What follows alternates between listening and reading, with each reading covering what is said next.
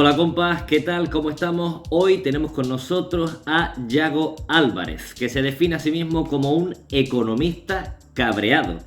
Yago Álvarez pues trabaja para El Salto Diario y pues también escribe en El Salmón Contracorriente.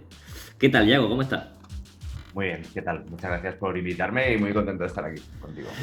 A ver, yo te quería preguntar primeramente sobre este premio Nobel que le han dado a, si no recuerdo mal, a ver el nombre, se llama David Card, sobre el salario mínimo, que dice que ha probado que no provoca destrucción de empleo.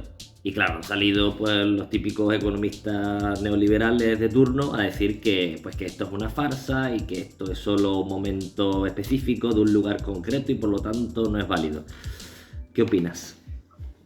Bueno, yo creo que así un poco pataleta, ¿no? De ver que algo se le da el premio Nobel a una demostración empírica de un hecho que desde otros sectores de la izquierda, economistas de la izquierda, se lleva defendiendo desde hace un montón de tiempo, ¿no? ¿En qué se basan estas críticas? En decir que es un caso concreto de una medida concreta de un estado de Estados Unidos concreto comparado con solo un estado tal en tal, ¿no? Dicen que no es que no es universal y que es temporal, ¿no? O sea, que está dando. Pero es que eso es como todas las estudios económicos suelen ser así. O sea, se suelen mirar sobre casos. Ahora estaría genial que con esa metodología, porque es verdad que el Nobel se le da a la metodología, más que al hallazgo en sí, sino a la metodología de cómo hallarlo, estaría genial que empezáramos a utilizarla más y a ver si es así o no. Pero claro, ni tampoco es verdad que podemos decir que eso lo va a demostrar todo en todos los casos, pero tampoco podemos tirarlo por el suelo cuando no dice lo que nos gusta a nosotros, ¿no? Claro, es que había un meme que decía, aprenden a decir a un loro oferta y demanda y le dan el graduado en economía. O sea, yo creo, bueno, los primeros que han saltado han sido La Calle y Rayo, que tienen una cantidad de seguidores brutales. Claro. Y claro, Yo puse un tuit que va un poco en la línea de lo del loro que tú acabas de decir, ¿no? Yo dije, o sea, la ley de la oferta y la demanda no la tenemos que tragar absolutamente para todo y parece que es inviolable. De hecho, parece que la oferta siempre y la demanda no hay nada que los modifique. No existen los oligopolios, no existen las mafias, no existe el espionaje industrial, no existe, ¿sabes? El trucaje de precios, ¿sabes? Parece que todo eso no existe y la oferta y la demanda siempre lo mandan todo y es inviolable, pero de repente un tipo utiliza un método estadístico econométrico súper complejo para demostrar algo que no les gusta y esa metodología ya no les vale, ¿no? Ya es temporal solo. es que además cuando, bueno, supongo que te habrá pasado, ¿no? O sea, cuando estudias económica, el tipo de economía que se estudia, pues un sesgo claramente liberal, ¿no? O sea, que allí no se aprende la economía como, pues como un modo de pues, intentar de gestionar nuestros asuntos pues, más cercanos, ¿no? O sea, no se estudia un modo concreto y específico, ¿no? Eso es un problema porque después todo está basado en algo, en muchísimas falacias, ¿no? Claro, yo siempre digo, de hecho, yo a veces siempre bromeo que digo que yo estoy licenciado en capitalismo, ¿no? En vez de decir, en vez de decir económicas o empresas, tal, yo directamente digo que yo estoy licenciado en capitalismo porque a mí no me enseñaron nada que no fuera capitalismo, no me enseñaron ni que hubieran otras opciones, ni que hubieran otras, ni siquiera otros objetivos, ¿no? Que sea que ganar dinero. Entonces, me pareció como que toda la carrera se basaba en unas ideas preconcebidas, como tú bien has dicho, de que encima la economía es una ciencia, ¿no? Que eso también es otro debate aparte, ¿no? De si la economía le deberíamos llamar una ciencia o tal, ciencia social, ciencia económica social, o etcétera. Pero sobre todo es lo que tú has comentado, Rubén. O sea, basamos gran parte de toda nuestra enseñanza en unos dogmas y unos mantras que nos han repetido mil veces que están, ¿no? Yo creo que la idea principal es el tema del homo economicus, ¿no? El que nosotros nos movemos simplemente por impulsos económicos, ¿no? Esa barbaridad que deja por el suelo la solidaridad, el cooperativismo o los valores del ecologismo, del feminismo, etcétera, que los borra de un plumazo y dice, no, no, no, aquí la gente solo funciona si va a ganar dinero o si tiene estímulos económicos o de otro tipo que sean relacionados, ¿no? Esto viene del de Adam Smith, ¿no? De que Adam Smith necesitaba querer que la economía, que la economía era una ciencia y se inventó esto del Homo economicus, que todo el mundo quiere, lo que quiere es ganar más dinero, de la producción, etcétera, etcétera. Sí. Y Yo, de ahí lo de la mano invisible, ¿no? Sí, que es muy visible, ¿no? Una vez le pregunté, pues, a un compañero, ¿no? Estábamos charlando un poco de economía y yo sinceramente entiendo poquito, ¿no? Pero bueno, mi base ideológica es una base libertaria, ¿no? Entonces yo creo que la economía tendría también que pasar por el aro de la autogestión, ¿no? Y pues él es socialdemócrata y le dije, oye, ¿y qué opinas de la economía anarquista? Me dice, no, yo es que soy más pragmático. ¿Qué? Perdona, que se ha cortado yo, un poco. Dice, yo soy más pragmático. Como que él entendía que para que la economía se pudiera llamar economía, debía tecnificarse y complejizarse en una especie de mantras y de tal muy complejos, porque si no, no podía llamarse economía. Como que se le ha puesto en un pedestal de si no tienes un título no puedes hablar de economía, no la entiendes y todo eso, ¿no? Efectivamente, ¿no? Es eso, es el subirlo a un grado de complejidad que a veces no es tal, de utilizar muchos términos, sobre todo muchos en inglés y cosas así, ¿no? Para que veamos, que creamos que la economía es algo como muy, muy complicado, ¿no? Yo, aparte de este nick que me inventé, ¿no? Del economista cabreado en redes, el lema que tengo, que lo sigo teniendo en mi Twitter, es aprende economía para que no te joda un economista, ¿no? O sea, yo siempre he dicho que el lenguaje económico está hecho a propósito para que no se entiendan, para crear esa barrera, para crear esa barrera lingüística e intelectual de que tú no te puedas meter aquí, ¿no? Y en debates económicos, y esto pasa mucho, ahora se está utilizando mucho el argumento este de, no, tú eres un activista, ¿no? Tú no puedes hablar porque el activismo siempre va a estar marcado por subjetividad, etcétera, tal, ¿no? Y entonces pones a un activista, por ejemplo, que controla un montón en temas de vivienda, con Juan Rayo a debatir y parece que la persona que controla mucho son temas de vivienda, si no es un economista con un PhD, no puede discutir con alguien como Rayo, ¿no? Y no tiene ningún sentido, porque además es que la economía es el día a día, ¿no? Es lo que nos pasa a nuestro alrededor y que no es tan difícil de entender. Claro. Y una de las cosas que, volviendo al discurso del tema del salario mínimo, pues no parece que estas pequeñas subidas de salario mínimo se hayan visto reflejadas pues en un aumento del paro, sino todo lo contrario, ¿no? Hoy mismo veíamos como García Egea volvía a pedirle datos a Yolanda Díaz, parece que es masoquista, y ahí iba Yolanda Díaz a decirle pues que efectivamente pues la tasa de paro había bajado y el salario mínimo, aunque se ha aumentado unos míseros 15 euros, pues no han implicado un aumento en el paro, ¿no? Claro, en este tema aquí vemos esa misma hipocresía que están utilizando con el tema de los premios Nobel, intentando decir, no, esto es algo tal, no sé qué. Vemos con lo que pasó hace unos meses con el informe que hizo el Banco de España, ¿no? Banco de España, esta institución que no vio la crisis bancaria, pero siempre tiene informes que dicen lo contrario de lo que dice una economía un tanto socialista o lo que sea, ¿no? Siempre hizo este informe en el que dijo, que además me parece un gran caso de manipulación por parte de los medios de comunicación, hizo un informe en el que ellos decían, nosotros calculamos que si no se hubiera tocado el salario mínimo interprofesional, se hubieran creado 200.000 empleos. Entonces, como solo se han creado 100.000, se han destruido, o sea, no se han creado 100.000.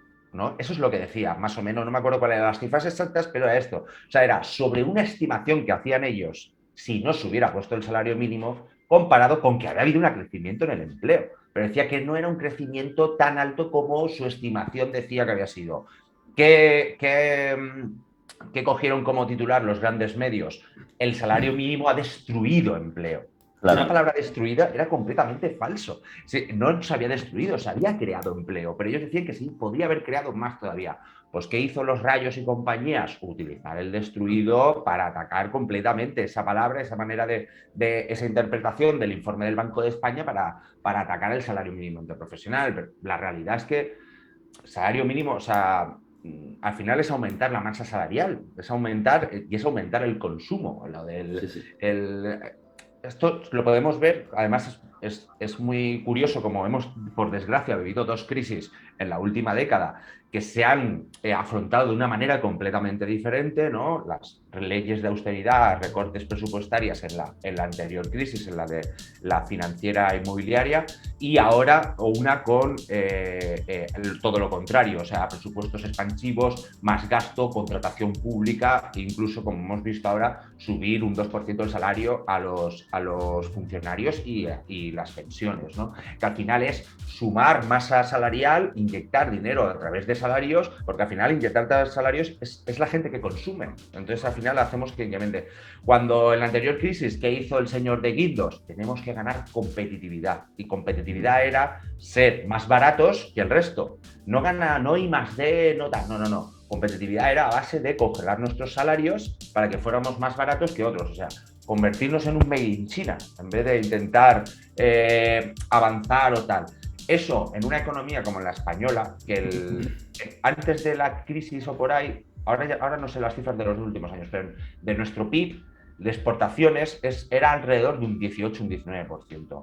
Con estos años de crisis subió al 21, 22, 23 o algo así. Pero aún así es absurdo, porque lo que estamos diciendo es, vamos a favorecer a las empresas o a la economía de la exportación, pero vamos a quitar salario a ese 70 y pico % restante. Cuando si tú lo que tienes es un consumo interno que es lo que te hace mover la economía, lo que tienes que hacer es que la gente pueda comprar. Y para que la gente pueda comprar, es que la gente tiene que tener salarios más altos, ¿no? Entonces, es absurdo el intentar hacer como un cálculo del salario mínimo viendo solo los que se despiden, solo los que tal, sin hacer un cálculo total, que de hecho el Banco de España también lo hace en su informe, pero la mayoría de medios no lo sacan, de que hay un incremento de masa salarial y eso hace un incremento de consumo, lo cual también hace un incremento de pago de impuestos, lo cual hace también un incremento de puestos de trabajo porque se consume más, ¿no? Entonces, absurdo y súper discutible lo que viene por la parte liberal, digamos. Claro. Y cuando les dices que bueno, vamos a fijarnos un poco en el modelo nórdico, sin ser mi modelo, ¿no? Porque al final considero que incluso ese modelo choca con los límites biofísicos de la Tierra, les dices, pues mira, el salario mínimo es este, incluso han limitado el salario máximo, o sea, la diferencia entre un trabajador y un empresario es bastante reducida en comparación a otros países. Creo que era de 1 a 4 en los países nórdicos y de 1 a 200 y pico no sé cuánto en Estados Unidos. O sea, era una burrada de diferencia. Y te dicen que esos modelos son liberales. Es decir, vamos a ver, tienen unos sistemas públicos muy desarrollados. El intervencionismo, impuestos, si no recuerdo mal, eran del 60 y tanto %, ¿no? Muy alto. Por lo tanto, hay un intervencionismo brutal. ¿Cómo puedes decir que son países liberales? Porque claro, yo creo que es que estar constantemente en esa incoherencia, en cabalgar contradicciones, supone a hacer el ridículo muchas veces a la hora de intentar justificar el modelo liberal. Claro, es que una persona que se pega tantísimos años estudiando una cosa, pasa los exámenes, le dan el título para que ahora venga un argumento que va directamente en contra de todo lo que ha aprendido.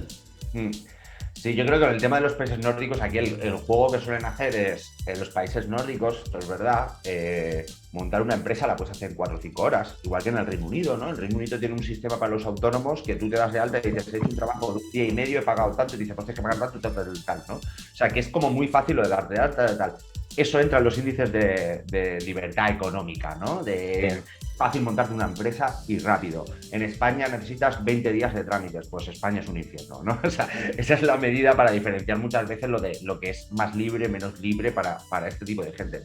Decir que los países nórdicos son países súper neoliberales, cuando efectivamente tienen una vertiente de mercado, una mentalidad de mercado brutalísima, pero a la vez tienen una conciencia de lo que es el bienestar social y de cuáles son los objetivos para una buena sociedad, que nos pegan 1000 patadas, ¿no? En el tema de la educación pública, y el 98% de las escuelas son públicas y nadie va a una privada porque no le encuentran sentido una educación privada teniendo una pública tan buena, ¿no?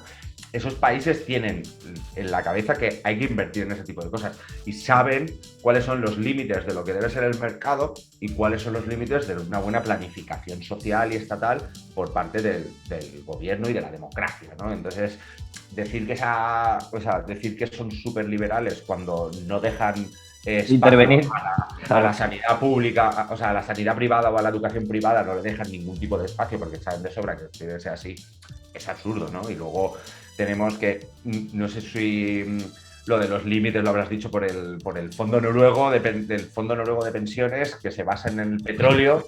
O sea, que es como, es el yin y el yang, ¿no? O sea, están utilizando el petróleo, algo súper contaminante, pero a la misma vez lo hacen para hacer su país más sostenible y un estado de bienestar súper sostenible, ¿no? O sea, que es, claro. Yo ahí tengo amor-odio con ese fondo de inversión. No, yo me refería un poco a donde iba Antonio Turiel, que es físico, y habla un poco de, pues, de las crisis energéticas y de cómo el petróleo ha llegado a sus máximos y cómo el petróleo, pues siendo la sangre que va por las venas del capitalismo, cada vez está menguando más, ¿no? Y cómo el capitalismo o se va a adaptar o digamos que Turiel lo que acepta es la teoría del colapso. O sea que en algún momento, cada vez más, el sistema no podrá soportar ese crecimiento continuo porque no va a tener la energía necesaria para ese crecimiento continuo, ¿no? Yo iba en esa dirección, ¿no? Y eso también tendrán que afrontarlo los países nórdicos, ¿no? Independientemente de que esté mejor estructurado dentro de un sistema capitalista como puede ser España y bueno, ya no hablamos de Estados Unidos porque si ahí tendríamos un vídeo, un programa completo. Otra pregunta, Yago, que te quiero hacer. Pandora Papers. Ajá. ¿Qué son los Pandora Papers? Bueno, los Pandora Papers es, por explicarlo fácil, no sé si os acordáis los de los Panama Papers, ¿no? Hace 5 años salió aquella filtración, el ministro Soria, en aquel entonces del Partido Popular, se vio obligado a dimitir porque lo había enviado, el primer ministro de Islandia, todavía sigue dimitiendo gente desde aquellos. Pues aquello era los documentos filtrados de un despacho de abogados de Panamá, Mossack Fonseca. Los Pandora Papers son 14 despachos de abogados. O sea, 12 millones de documentos gestionados por unos 600 periodistas en más de 115 países o algo así. O sea, estamos ante la mayor revelación de documentos de carácter fiscal, evasión fiscal, elusión fiscal, uso de paraísos fiscales, ocultación de bienes, lavado de dinero, todo, ¿no? Todo lo que se puede hacer con el tema de la estructura de movimientos de capitales a nivel mundial, pasando por paraísos fiscales, ¿no? O sea, estamos ante, como digo, yo creo que va a seguir saliendo nombres, van a seguir saliendo gente y esto creo que va a traer bastante cola. Según La Sexta y El País, que son los dos medios que aquí en España han coordinado la investigación, hay 600 nombres de 600 españoles. O sea, y han salido como 15 o 20, o sea que todavía nos queda bastante que ver. 600 españoles supongo que no serán del barrio de su eminencia de Sevilla, ¿no? O sea, no creo tampoco, no creo. Ni de Carabanchel tampoco. No, tampoco, ¿no? 600 españoles de bien. Exacto, sí. Pero yo creo que en los Pandora Papers, algo en lo que yo estoy insistiendo en esta semana y pico, ¿no? Creo que lo que demuestran, en cierto modo, es que esto es un sistema, ¿no? O sea, que siempre tiramos de los escándalos, ¿no? Sale Guardiola, sale Shakira, sale Vargas Llosa y hablamos mucho de los nombres y las caras. Hablamos de las cantidades a veces, ¿no? Pero lo que tenemos que empezar a señalar mucho más es que esto es un sistema. Es que la mayoría de cosas que ha hecho esta gente es legal, en cierto modo, ¿no? Es legal. O sea que hay una estructura global en la que la Comisión Europea o el FMI o el Banco Mundial o la COE, o sea, la OCDE miran hacia otro lado, la OCDE es la única que intenta como avanzar en ciertas normas fiscales globales, con esto del 15%, la tasa Google y cosas así, pero la realidad es que la trampa va la trampa va muy por delante de la ley en este caso, y al final lo que demuestra es que es una estructura global de movimientos de capitales, de paraísos fiscales que se necesitan unos a otros, de grandes países como el Reino Unido, que protege a sus paraísos fiscales, porque el Reino Unido tiene la isla de Man, tiene las Islas Vírgenes Británicas y tiene a Gibraltar aquí al lado, ¿no? Y otras pequeñas islas que le sirven a la City como puente. Tenemos que Luxemburgo, Holanda Malta o Irlanda están en el corazón de Europa y tienen prácticas de paraísos fiscales, ¿no? Entonces vemos que es una estructura en la que esas organizaciones supranacionales miran hacia otro lado y que así funciona el sistema, ¿no? Y así esas élites pueden mover su dinero con ese egoísmo de no querer contribuir al bien social de sus países o de toda la humanidad. Claro, el problema no es tanto los individuos, sino el que el sistema le permita a esos individuos hacer esos movimientos. Eso es, eso es. ¿Y cómo se podría limitar esto? Pues hace falta bastante voluntad política. Al final es eso, voluntad política. No es tan difícil porque tanto por estas revelaciones, por cómo funciona, por cómo hace la OCDE, por otras denuncias que ya ha tenido la Comisión Europea contra Google en Irlanda o cosas así, sabemos cómo funciona, ¿no? Y también por investigaciones de algunas organizaciones no gubernamentales como Oxfam o como la Tax Justice Network, que es una red de organizaciones a nivel mundial que se encarga de denunciar los paraísos fiscales, etcétera, ¿no? Sabemos cómo funcionan, sabemos cómo triangulean, sabemos qué paraísos fiscales utilizan según qué tipo de estrategia quieran seguir, que según qué tipo de planificación fiscal, que es como le llaman ellos a la evasión y la elusión fiscal, ¿no? O sea, es atajar de raíz, ¿no? O sea, yo creo que el tipo de interés del 15% que se ha firmado en la OCDE esta semana pasada, al final, queda muy corto. O sea, nosotros tenemos un 25%, que en efectivo es mucho menor, pero hay que pensar que hace 15 años en España era el 35% y en casi la mitad de Europa era el 35%. Entonces, ahora que nos conformemos con un 15% es una mierda, ¿no? Pero es que además no atajamos de raíz a las empresas que utilizan los paraísos fiscales, no hacemos sanciones a los paraísos fiscales, ¿no? Que a mí esto es algo que siempre digo, ¿cómo puede ser que llevemos 60 años boicoteando a Cuba? Simplemente porque a Estados Unidos no le gusta su sistema, ¿no? Y no tengamos ningún reparo en tener 60 años haciéndole un boicot completo, pero no podamos hacer un boicot a las Islas Vírgenes Británicas o ¿sabes? A mierdas de islas que están por ahí, que tienen un 0% de tipo de sociedades y tienen una opacidad completa que permite a todo tipo de delincuentes esconder allí su dinero, ¿no? O sea, ¿por qué no hacemos un boicot? ¿Por qué no hacemos sanciones económicas a esos países, ¿no? Y luego en Europa es el otro gran debate, ¿no? Que a mí es uno de los que más me preocupa porque, como dices, ¿no? Pues una islilla de estas que no tiene industria ni tiene nada, igual, de repente descubre que en esto de la carrera de los impuestos a la baja puede atraer empresas, pues mira, oye, pues igual es que puede ser hasta normal, si no le hacemos sanciones ellos lo van a seguir haciendo, pero que Luxemburgo, Holanda o Irlanda o Malta nos estén robando ingresos a los restos de Estados miembros y que la Comisión Europea no haga nada para ello, eso es una vergüenza. O sea, eso es que la Unión Europea está hecha es un constructo neoliberal donde este tipo de prácticas son totalmente bienvenidas y al final perdemos las haciendas públicas de todos los países, incluidos los de ellos, incluidos esos que no ingresan lo que deberían ingresar porque les bajan mucho los impuestos, pierde la sociedad, pierde los estados de bienestar de toda Europa y los que ganan los únicos son las multinacionales. Claro, es como el caso de este youtuber que se fue a Andorra, ¿no? Es una práctica ya, incluso ya habitual en gente que ya empieza a tener cierta capacidad.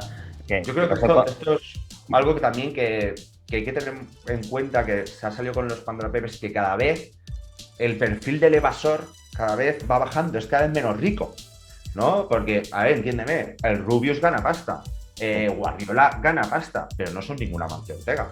O sea, no ni Elon Musk, claro. Claro, antes la evasión de impuestos estaba como guardada solo para ciertos perfiles de gente que ganaba bastante dinero. O sea, en los despachos estos que te organizan la planificación fiscal, ahí tú no entras si no tienes menos de 100 millones de euros, de 10 millones de euros, cosas así, no sé cuánto.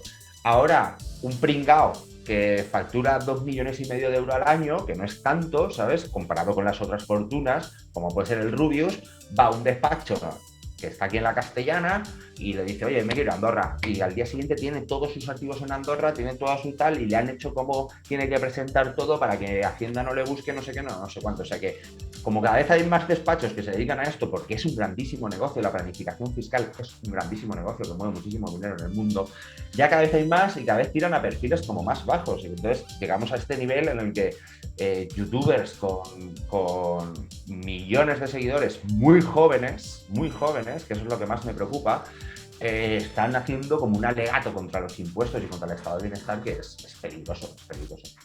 Es que el discurso neoliberal se da, bueno, no sé si estarás un poco al tanto, pero de la misma forma que hay youtubers que hacen contenido pues en dirección a la justicia social y demás, pues del otro lado también hay. Y dentro de el discurso que tira mucho es muy neoliberal e incluso me atrevería a decir muy anarcocapitalista, que es una palabra que para mí es un oxímoron, pero que cunde. O sea, que los ves con las banderitas ahí de la serpiente y tal, y es un discurso que pega fuerte. Y yo creo que el Rubio, por ejemplo, hoy ha escrito que le haría ilusión ir al espacio en un tuit. Ha puesto, me haría ilusión ir al espacio. Como Elon Musk, ¿no?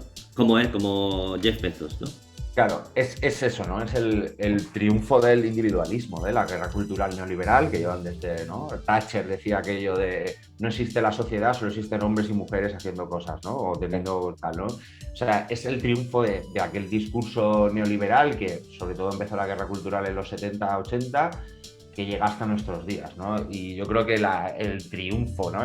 Hablar siempre de los triunfadores, del que salió de un garaje o este tipo de historias de superación personal y tal, es una de las principales herramientas, ¿no? Y claro, ¿qué quiere ahora un niñato que está empezando a ganar dinero, ¿no? ¿Qué quiere? Pues quiere ir a la luna, al espacio, porque es lo que ha hecho Elon Musk y el otro, ¿no?